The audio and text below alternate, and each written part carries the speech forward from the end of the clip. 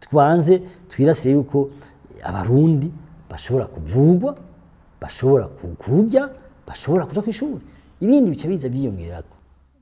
Ego tuciye twinjira muri ivyo nyene vy'inyigisho. Muri programme ya politike yanyu ni bice bingahe kwijana muri budget bizoba bihariwe igisata c'inyigisho?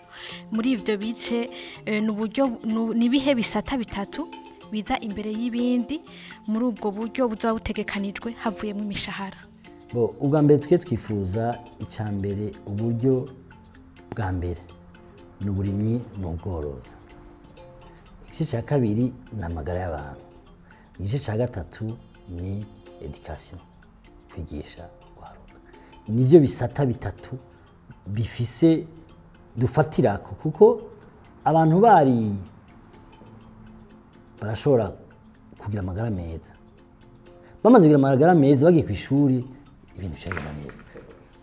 Niko twifuza ko niyo shingiro twebwe dushikiriza abarundi ivyo bintu bitatu ni condition sine qua non kugira ngo ubuzima kuko kenshi rega nibi vy'ubandi vy'ibiki byose bikubere umuntu abafise inzara azi ko atazogejo acaronderaho azobiza kubisuma.